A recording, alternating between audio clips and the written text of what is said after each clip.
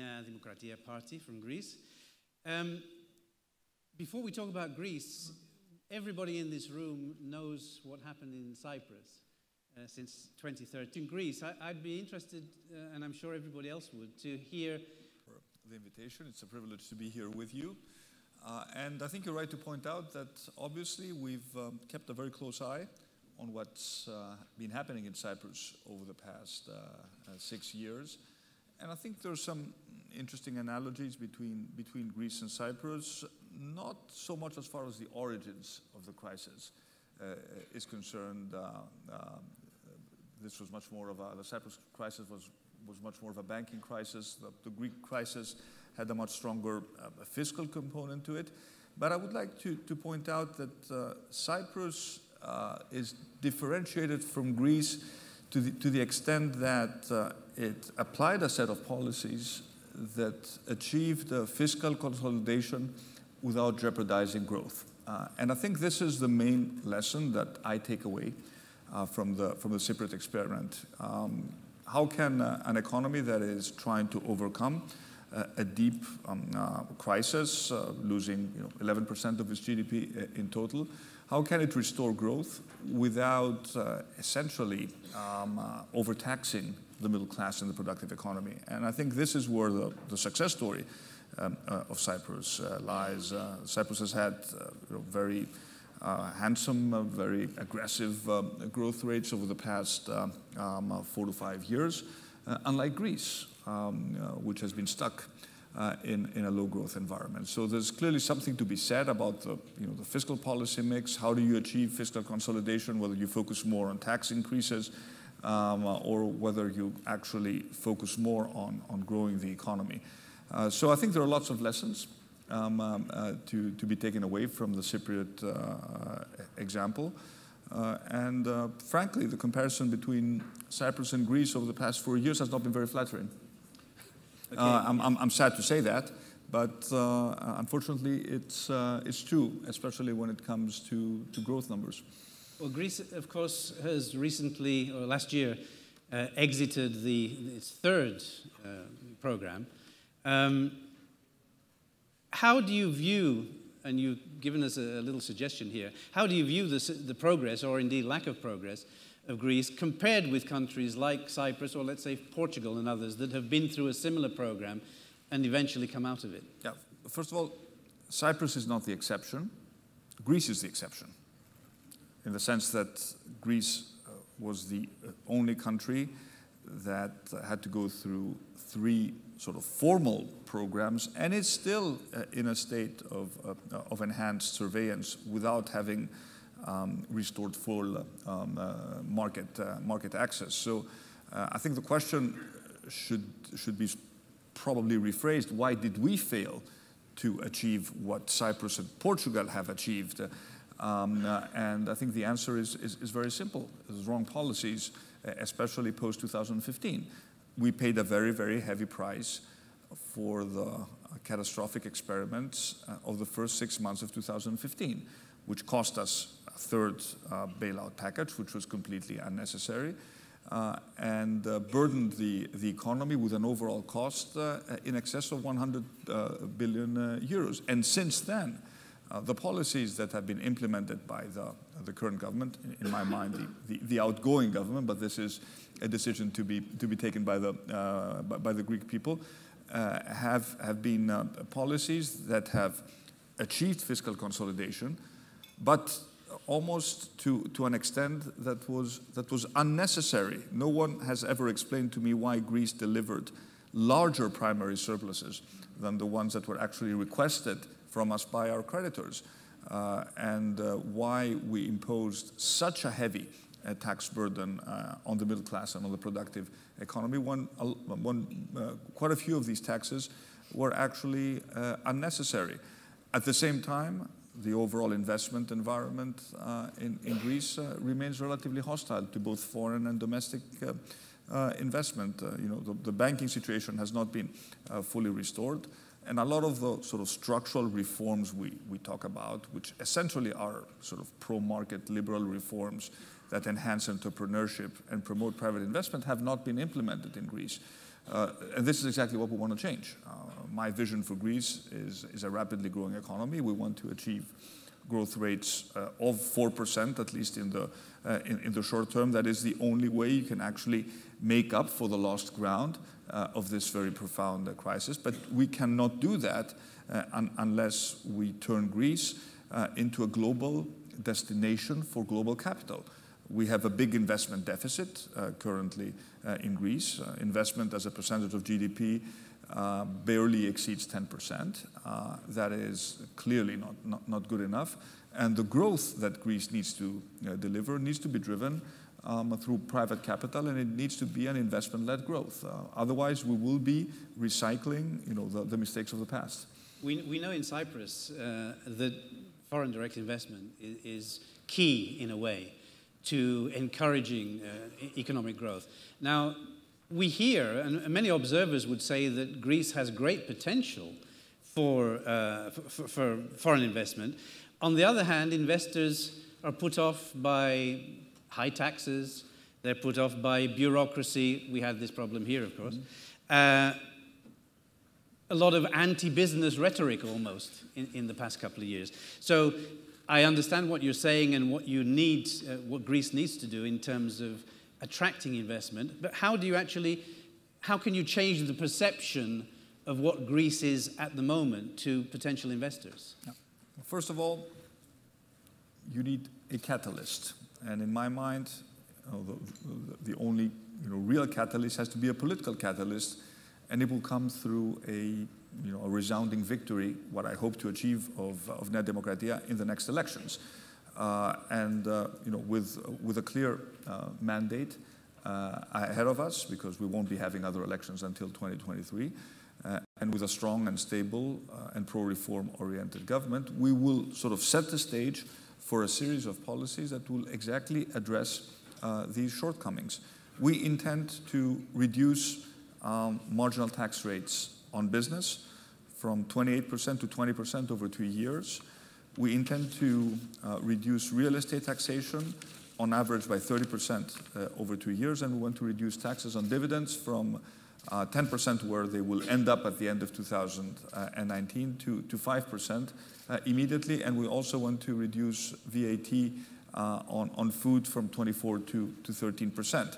These are fiscal measures which we currently are in a position to afford, simply because fiscally we have been overperforming over the past years. But we think they're absolutely essential as necessary signals that we are actually committed to a pro-reform, pro-business strategy that will attract investment. On top of that, we have essentially written our first big tax legislation, which will also include ambitious incentives for capital investments and investments in innovation and R&D. And we also want to overall support the real estate market in Greece. We have some very good examples of what Cyprus has done when it comes to attracting investment in real estate and the tax treatment of foreign investors.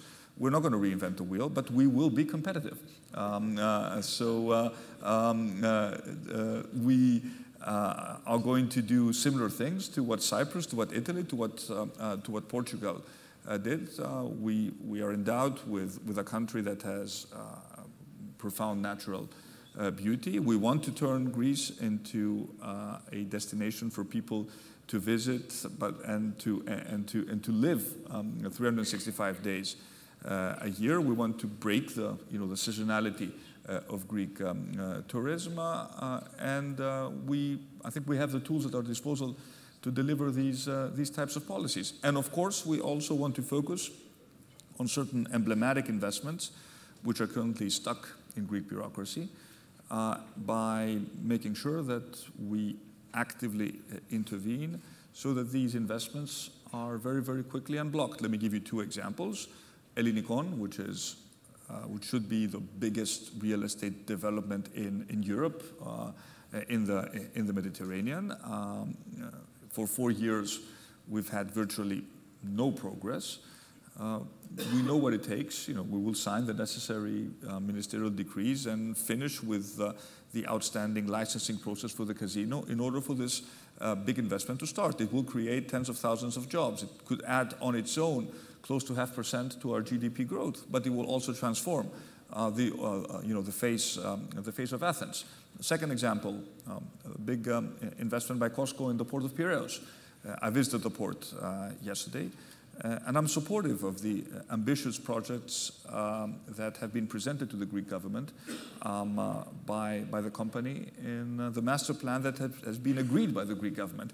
But when the Greek government keeps on changing the terms of the investment retroactively, that does not send a good signal to foreign investors about investing in Greece. So I think foreign investors will look very, very carefully at how we deal with certain emblematic investments. And once we deliver the goods on that front, we will be sending a very clear signal that something is beginning to change in Greece.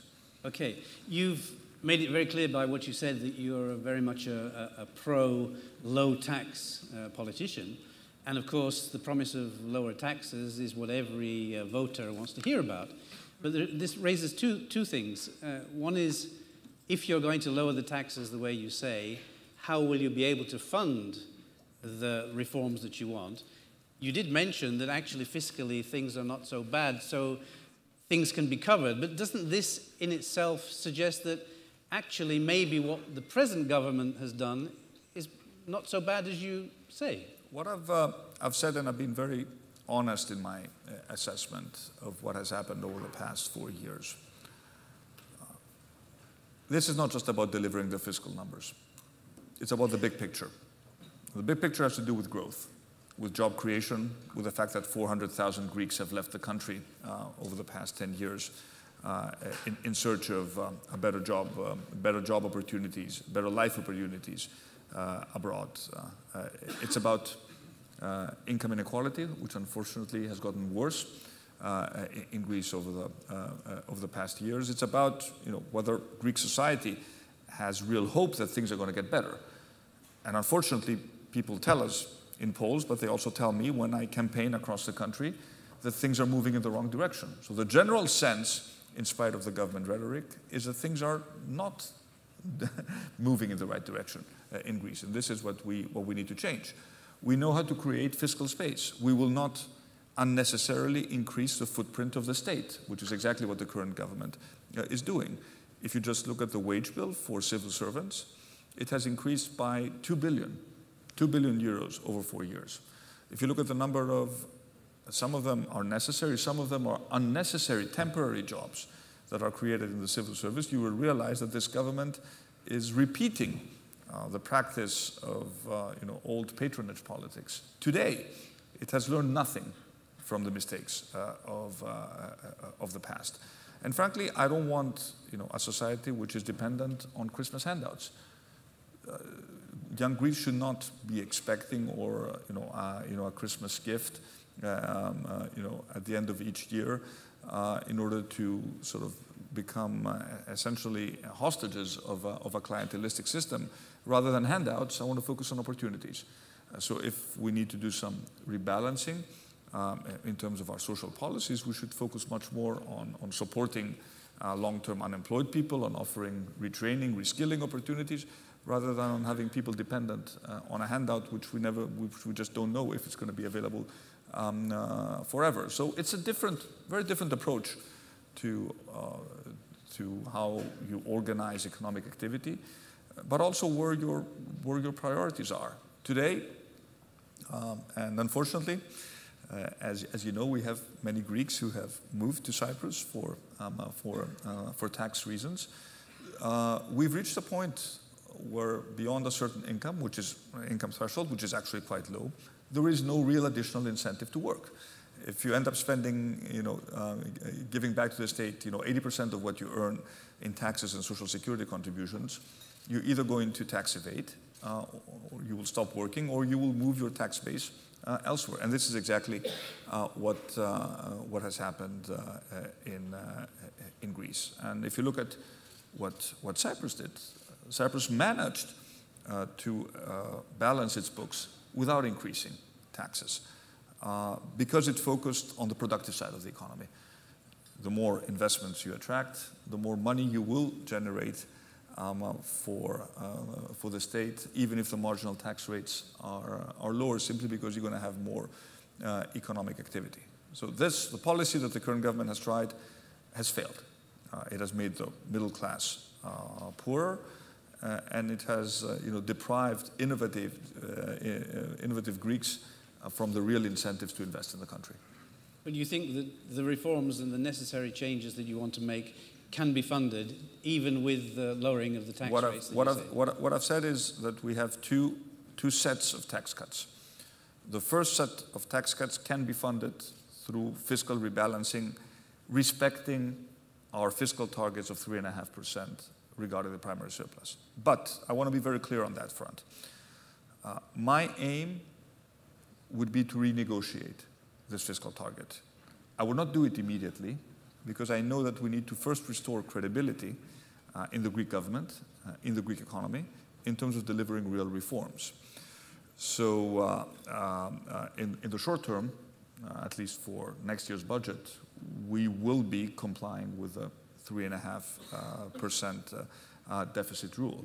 But once we start delivering real reforms, I think it is only fair to go to our European creditors and tell them, look, if you help us by slightly relaxing the fiscal targets, we will use whatever fiscal space we have, or a substantial percentage of that fiscal space, and redirect it into further growth cuts to further stimulate growth. And at the end of the day, our creditors should really care about us being able to repay their loans.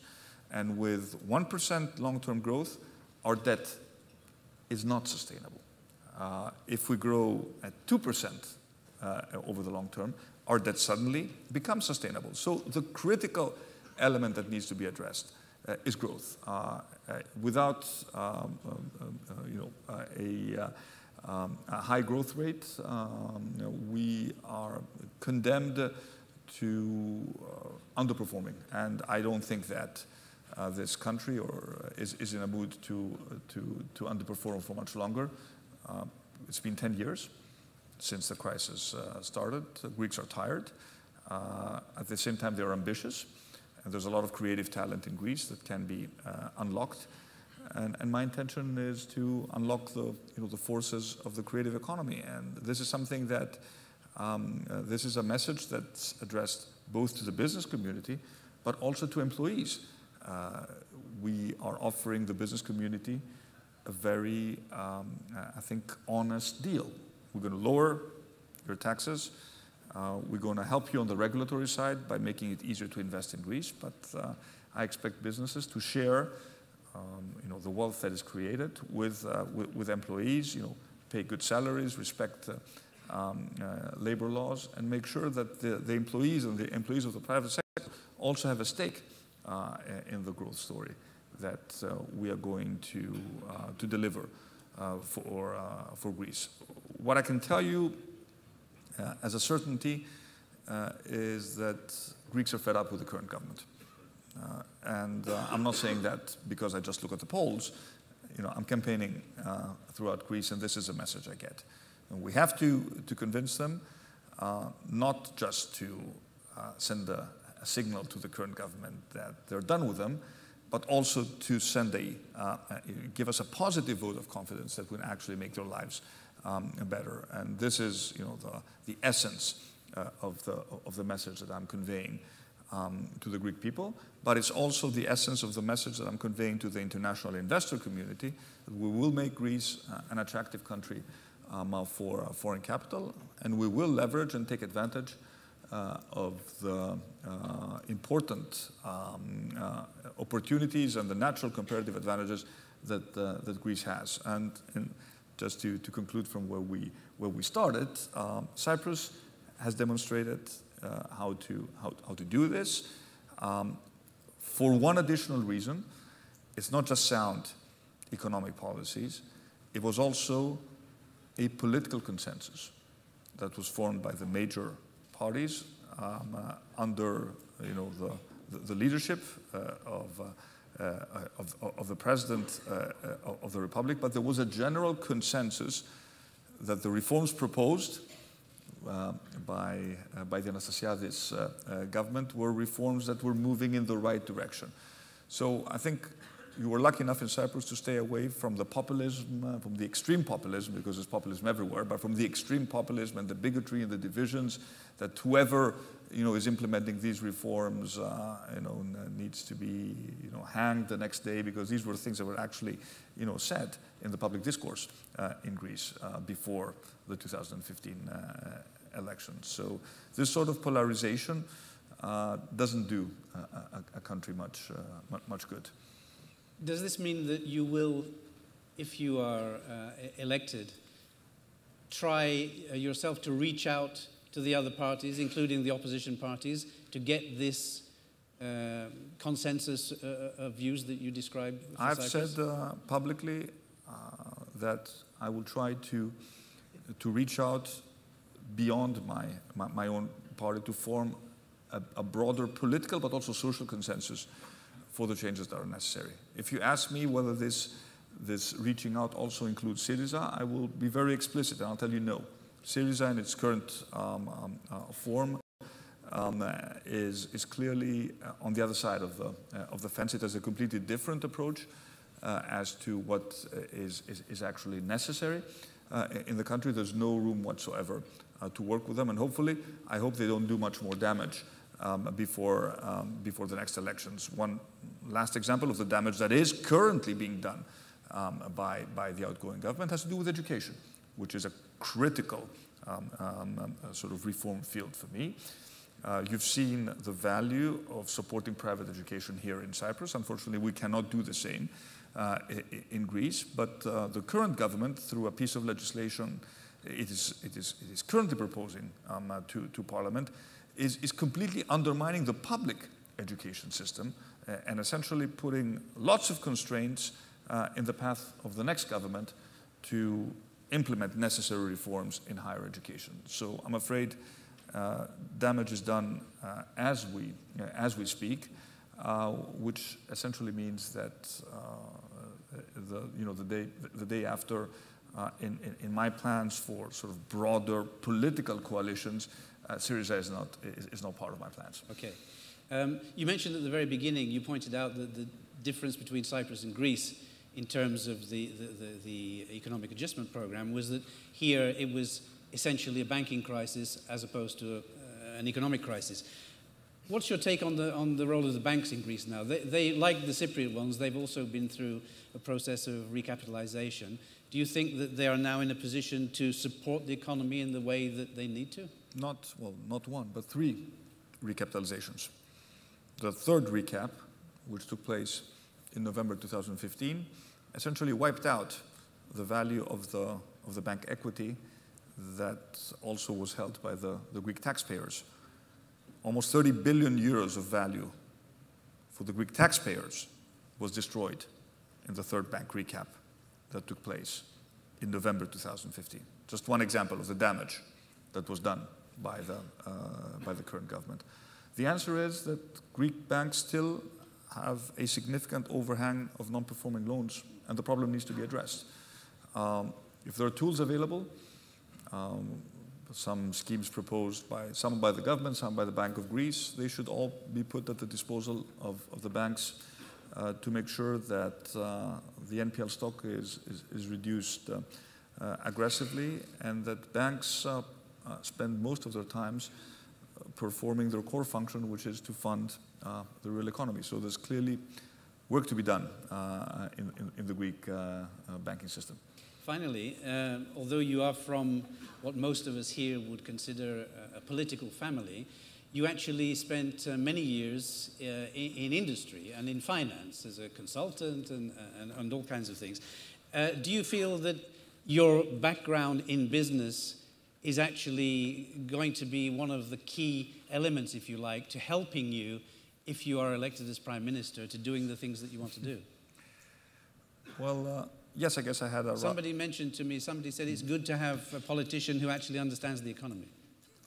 It does help, yeah, trust me. But I've been in politics for 15 years now, but I spent 10 years in the private sector before I entered politics. And it always helps when you have some serious work experience on your resume when you are a politician. I've seen most sectors of the Greek economy. I have very clear views as to what needs to happen to make the economy more competitive. Yes, I can read a balance sheet very easily, which is frequently it's an advantage. And as the focus is going to be on the economy, being able to articulate a clear plan about the economy, but also being able to deliver on the pledges and the promises you give to the Greek people is essential. So I believe that politicians today need to be both politicians in the traditional sense of the term. They need to convey a big vision and mobilize people, galvanize public support, but they also need to be sort of, I would say, technocrats, managers, in the sense that they need to be able to deliver results. So modern politicians, in my mind, have to do both. You have experience of the United States, and I was wondering or thinking that if we were in the States now, I would probably have introduced you with a big fanfare of saying, "Ladies and gentlemen, the next Prime Minister of Greece." We don't do things quite that way, but I would like to I'd like to thank you very much for coming and being here with us. And I hope, and I'm sure a lot of us here do, that the next time we do see you here, I will indeed be able to introduce you as the Prime Minister. That's very kind of you, and this is a decision that the Greek people will take, the latest by October. I'm very confident of our chances, and I really think that Greece deserves a better future and that we will be able to deliver it. So thank you very much for having me. Thank you.